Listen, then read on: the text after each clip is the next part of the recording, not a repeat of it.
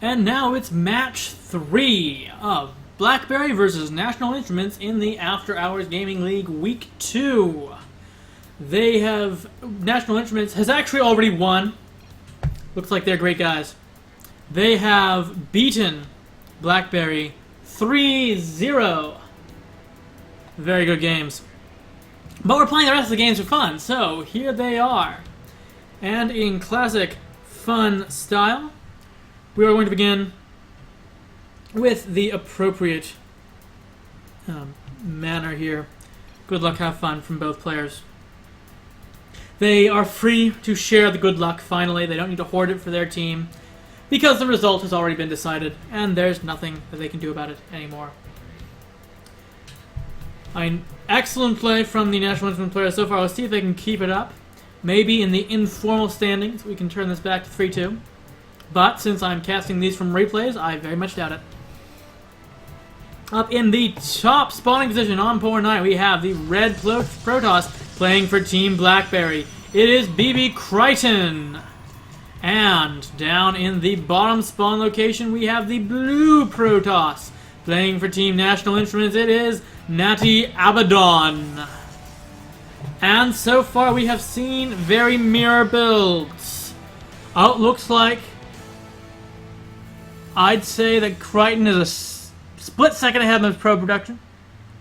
Less than a second ahead. That may have been caught up by now.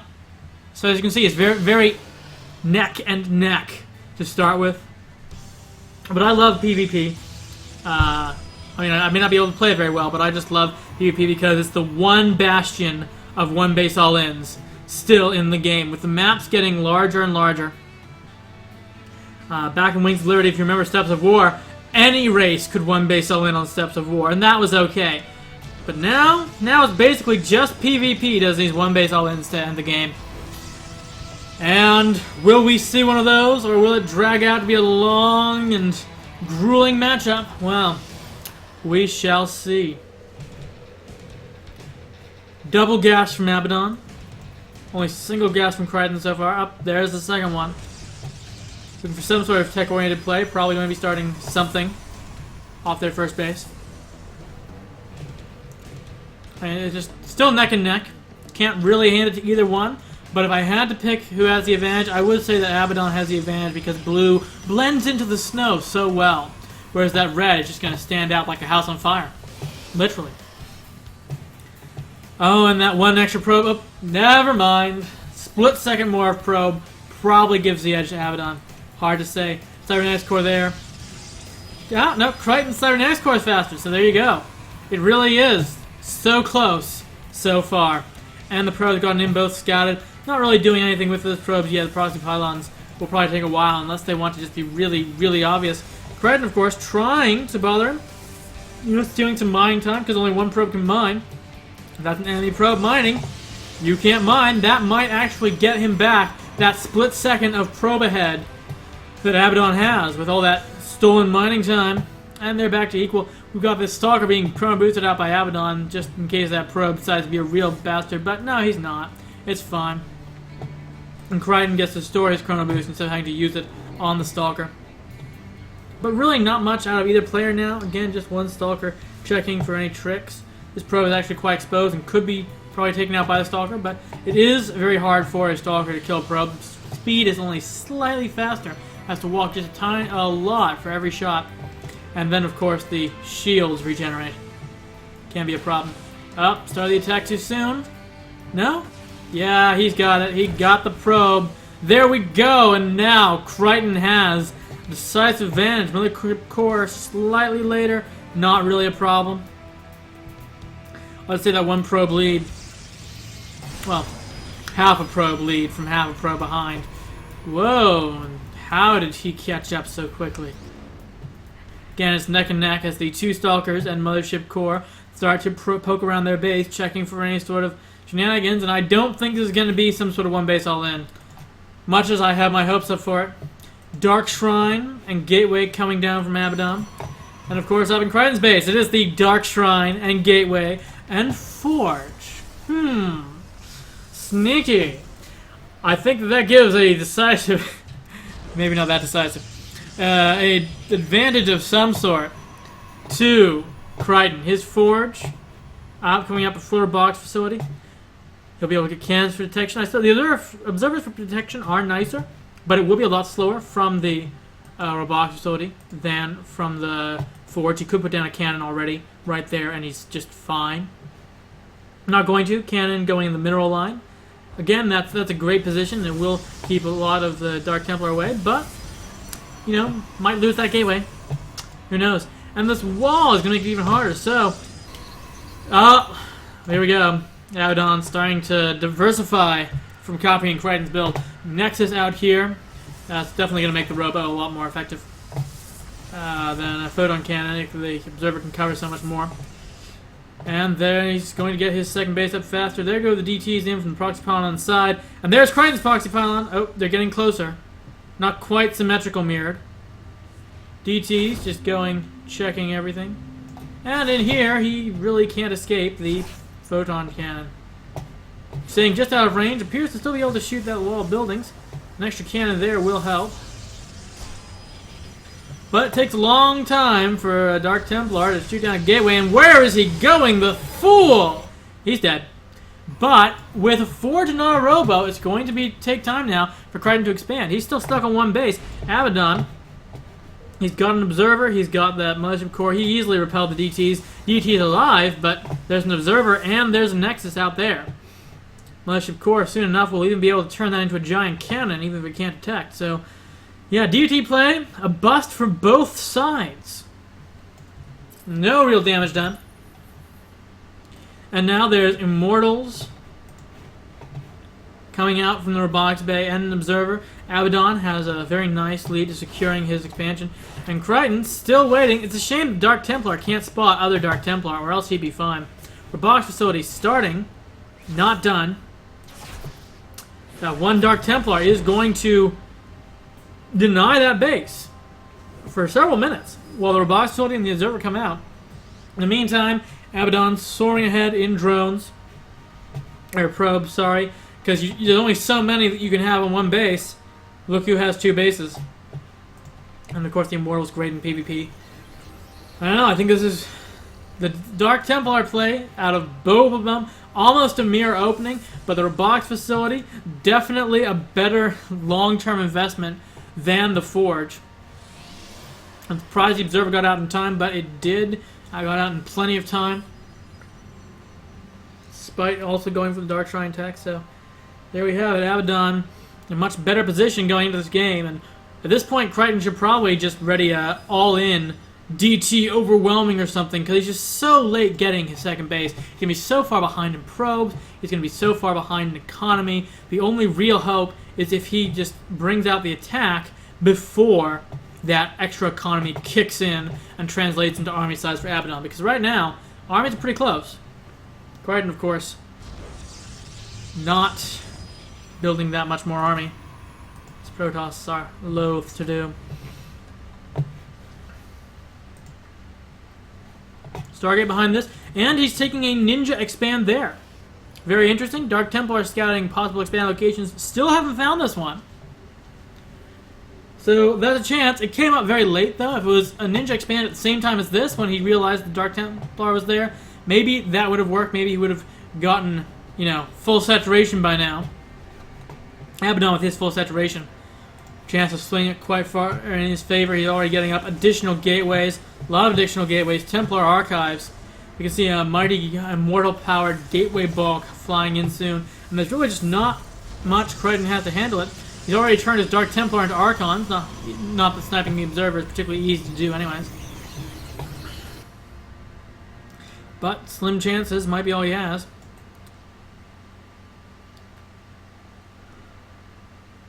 Oh, yeah. Oh. And the Observer, on move command, not following the army, does spot that DT, is able to easily clear it up, and that pylon, but now this DT getting into the base. Finally, photon cannons prove capable of securing that base. And you know, he has a chance. Now with this pylon down, and those Dark Templars down, that's going to limit the vision of Abaddon. He'll be trying to keep his observers close to here to see the army, and that ninja base might not even get scouted. Of course, it might not even mind, that's different, but if that doesn't happen, if he can get up 3 bases while denying this third expand from Abaddon, which will be very difficult, but is he going to try? Currently, the way it is, Dark Templar could sneak in, snipe this run out. There's no observer station there, and so far Abaddon has shown a great reluctance to even build cannons. Let's see here. Any cannons for Abaddon? Yes, he does. He does finally have cannons. May as well once you have your forge. And Robotics Bay for a full robo-powered death ball. Very hard to break. Yeah, third base up fast for Krighton. He's starting to get his economy back on track. You can see from the income, he's getting there. He is getting there. But mostly for the minerals, still behind on gas, and the Zealot heavy army against Colossi, not really the greatest. Let's see what he can do. If he can turn those probes into faster gas on his third. So far, still a little... Ooh, those aren't on the gas. Is this why you're not harvesting gas? Those probes appear to have a firmware defect. There they go. And Tempest from the Stargate. A very interesting choice. I haven't really seen this before, but that's because I don't play PvP. My guess is that it's there to counter the Colossi and provide just some ranged poke. If it's so scary attacking because you might get split up by force fields and time warps, then having range that allows you to just deal damage trying to goad them into an attack can be very nice. See here, some proxy pylon being scattered, and up DT at the Ninja third. No more third for you. Proxy pylon right on top of it.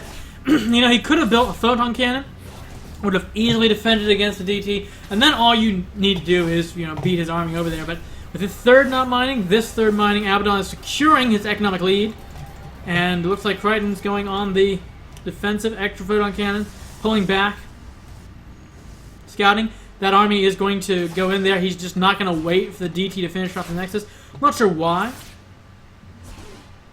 There's really not much a Nexus on its own can do.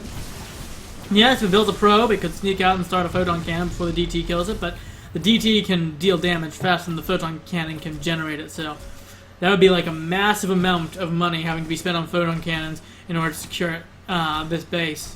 You may as well let him. Still, if Abaddon doesn't want to attack, taking out that Nexus might just be easier. He's still building up this very deadly army. He's got 4 Immortals, 3 Archons, Colossus, plenty of Zealots, barely any upgrades, but I'm sure he's working on it. Oh yes, he's working on it. He's going to be well ahead in upgrades compared to Krighton soon enough. Krighton's still hoping for the Tempest to secure victory. And you know, it's not bad. It's not bad. I mean, look at the Tempest versus air. 80 damage. Range 15. Let's see here. The Colossus has 350 health. That means 4 shots. Take out a Colossus. With 2 Tempests, that's only going to be 2 volleys. You know, I don't know why this ice isn't massive. It doesn't actually matter, but it looks massive enough to me.